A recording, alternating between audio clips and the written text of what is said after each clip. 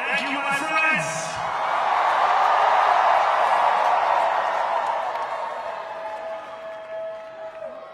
The sun may have set over our city this evening, but as Eugene Debs once said, I can see the dawn of a better day for humanity. For as long as we can remember, the working people of New York have been told by the wealthy and the well-connected that power does not belong in their hands. Fingers bruised from lifting boxes on the warehouse floor, palms calloused from delivery bike handlebars, knuckles scarred with kitchen burns. These are not hands that have been allowed to hold power. And yet, over the last 12 months, you have dared to reach for something greater. Tonight, against all odds, we have grasped it. The future is in our hands. My friends, we have toppled a political dynasty.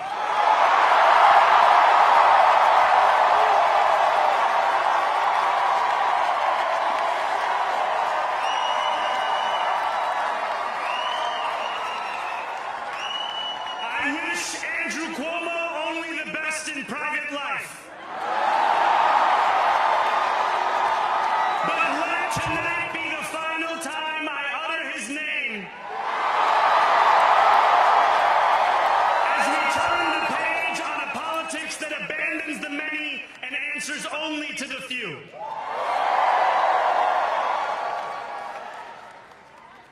New York, tonight you have delivered a mandate for change. A mandate for a new kind of politics. A mandate for a city we can afford. And a mandate for a government that delivers exactly that. On January 1st, I will be sworn in as the mayor of New York City.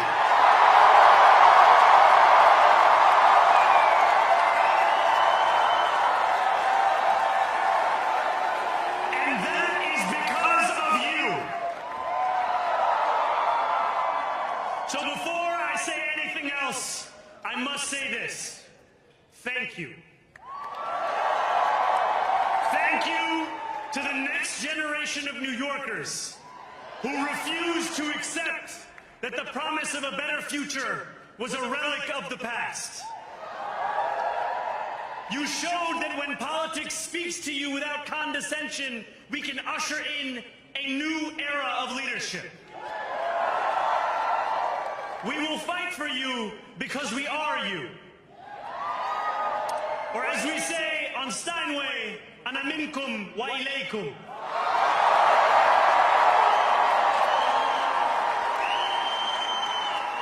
Thank you to those so often forgotten by the politics of our city who made this movement their own. I speak of Yemeni bodega owners and Mexican abuelas, Senegalese taxi drivers and Uzbek nurses, Trinidadian line cooks and Ethiopian aunties. Yes, aunties. To every New Yorker in Kensington and Midwood and Hunts Point, know this. This city is your city, and this democracy is yours too. This campaign is about people like Wesley, an 1199 organizer I met outside of Elmhurst Hospital on Thursday night.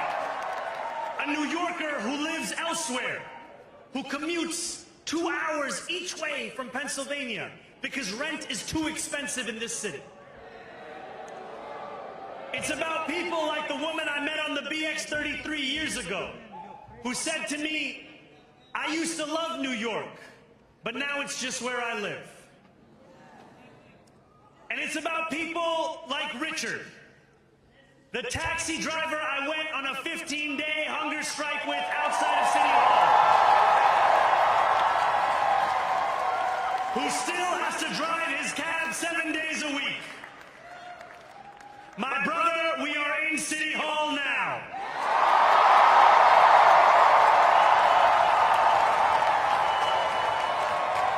This victory is for all of them. And it's for all of you. The more than 100,000 volunteers who built this campaign into an unstoppable force. Because of you, we will make this city one that working people can love and live in again. With every door knocked, every petition signature earned, and every hard-earned conversation, you eroded the cynicism that has come to define our politics. Now, I know that I have asked for much from you over this last year. Time and again, you have answered my calls. But I have one final request. New York City, breathe this moment in. We have held our breath for longer than we know. We have held it in anticipation of defeat. Held it because the air has been knocked out of our lungs too many times to count. Held it because we cannot afford to exhale. Thanks to all of those who sacrificed so much, we are breathing in the air of a city that has been reborn.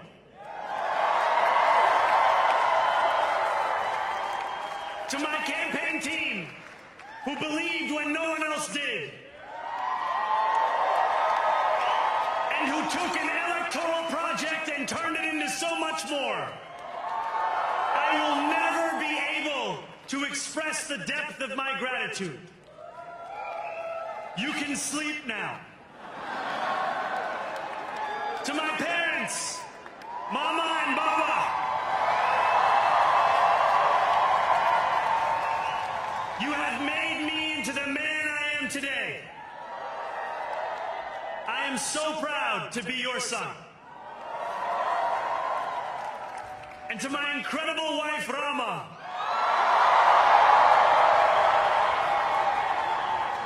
Hayati, there is no one I would rather have by my side in this moment and in every moment.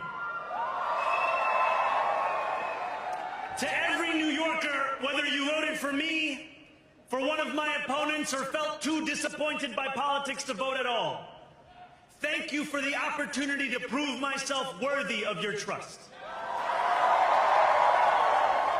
I will wake each morning with a singular purpose: to make this city better for you than it was the day before. There are many who thought this day would never come, who feared that we would be condemned only to a future of less, with every election consigning us simply to more of the same. And there are others who see politics today as too cruel for the flame of hope to still burn. New York, we have answered those fears. Tonight we have spoken in a clear voice. Hope is alive. Hope is a decision that tens of thousands of New Yorkers made day after day, volunteer shift after volunteer shift, despite attack ad after attack ad. More than 1 million of us stood in our churches, in gymnasiums, in community centers, as we filled in the ledger of democracy. And while we cast our ballots alone, we chose hope together. Hope over tyranny. Hope over big money and small ideas. Hope over despair. We won because New Yorkers allowed themselves to hope that the impossible could be made possible. And we won because we insisted that no longer would politics be something that is done to us. Now it is something that we do.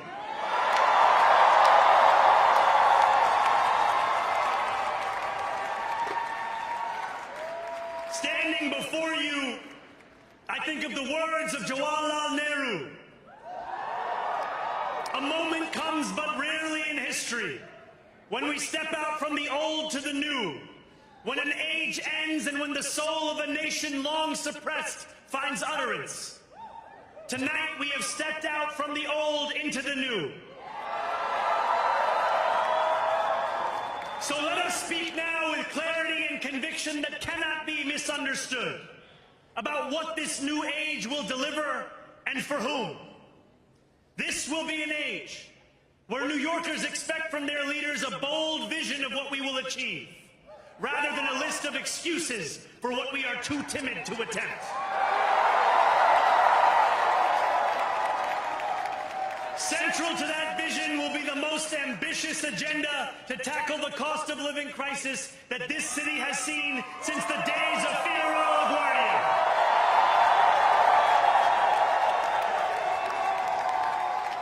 An agenda that will freeze the rents for more than 2 million rent-stabilized tenants. Make buses fast and free. And deliver universal child care across our city. Years from now, may our only regret be that this day took so long to come. This new age will be one of relentless improvement. We will hire thousands more teachers. We will cut waste from a bloated bureaucracy. We will work tirelessly to make lights shine again in the hallways of NYC developments where they have long flickered. Safety and justice will go hand in hand as we work with police officers to reduce crime and create a department of community safety that tackles the mental health crisis and homelessness crises head on. Excellence will become the expectation across government, not the exception. In this new age we make for ourselves, we will refuse to allow those who traffic in division and hate to pit us against one another. In this moment of political darkness, New York will be the light. Here, we believe in standing up for those we love. Whether you are an immigrant, a member of the trans community, one of the many black women that Donald Trump has fired from a federal job, a single mom still waiting for the cost of groceries to go down, or anyone else with their back against the wall, your struggle is ours too. And we will build a city hall that stands steadfast alongside Jewish New Yorkers and does not waver in the fight against the scourge of anti-Semitism. Where the more than 1 million Muslims know that they belong. Not just in the 5 boroughs of this city, but in the halls of power. No more will New York be a city where you can traffic in Islamophobia and win an election.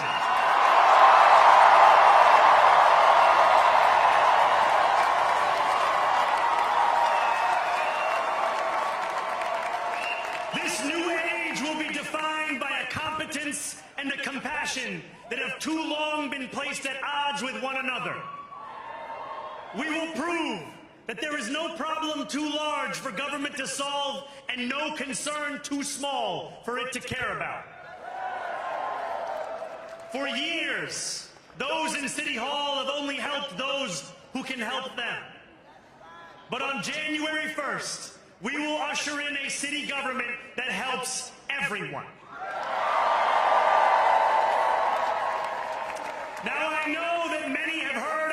message only through the prism of misinformation. Tens of millions of dollars have been spent to redefine reality and to convince our neighbors that this new age is something that should frighten them. As has so often occurred, the billionaire class has sought to convince those making $30 an hour that their enemies are those earning $20 an hour. They want the people to fight amongst ourselves so that we remain distracted from the work of remaking a long broken system. We refuse to let them dictate the rules of the game anymore. They can play by the same rules as the rest of us. Together, we will usher in a generation of change. And if we embrace this brave new course, rather than fleeing from it, we can respond to oligarchy and authoritarianism with the strength it fears, not the appeasement it craves.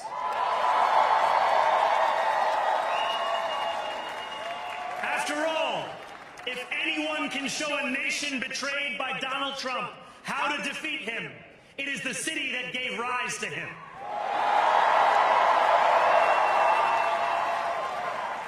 And if there is any way to terrify a despot, it is by dismantling the very conditions that allowed him to accumulate power.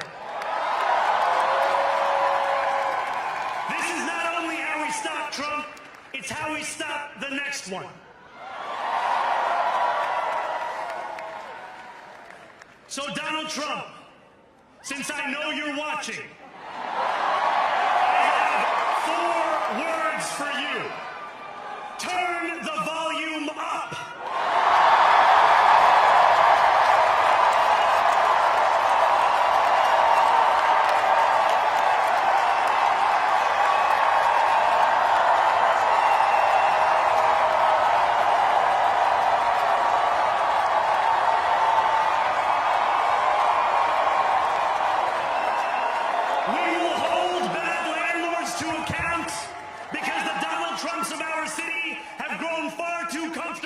Taking advantage of their tenants. We will put an end to the culture of corruption that has allowed billionaires like Trump to evade taxation and exploit tax breaks. We will stand alongside unions and expand labor protections because we know, just as Donald Trump does, that when working people have ironclad rights, the bosses who seek to extort them become very small indeed. New York will remain a city of immigrants, a city built by immigrants, powered by immigrants, and as of tonight, led by an immigrant.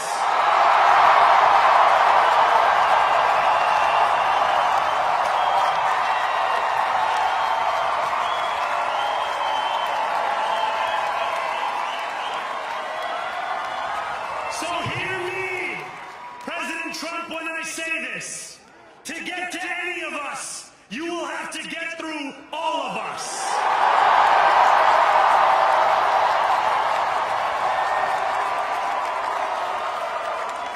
When we enter City Hall in 58 days, expectations will be high. We will meet them. A great New Yorker once said that while you campaign in poetry, you govern in prose. If that must be true, let the prose we write still rhyme and let us build a shining city for all.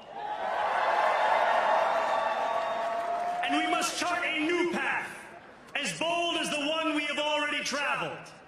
After all, the conventional wisdom would tell you that I am far from the perfect candidate. I am young, despite my best efforts to grow older. I am Muslim. I am a democratic socialist. And most damning of all, I refuse to apologize for any of this.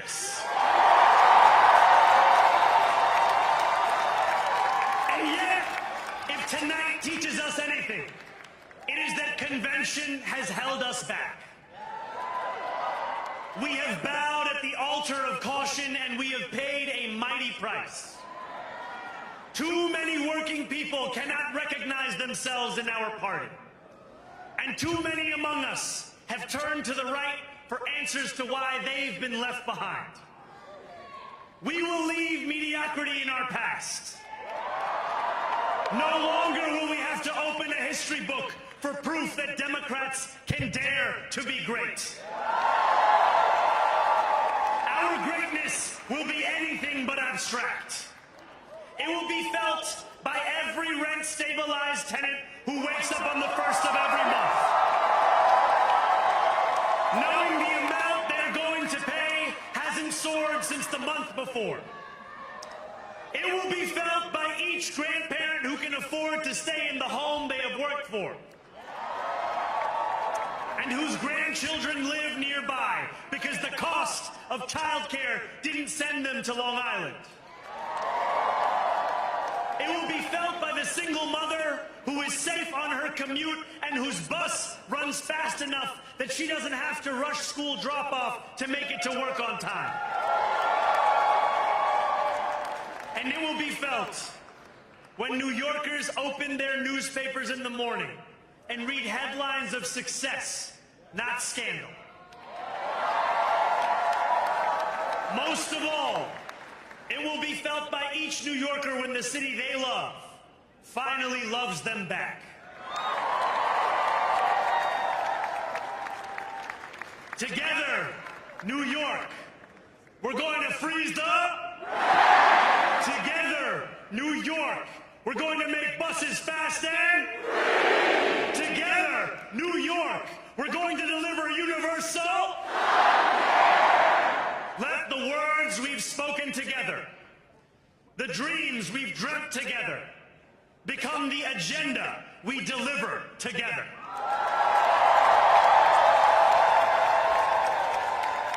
New York, this power, it's yours. This city belongs to you. Thank you.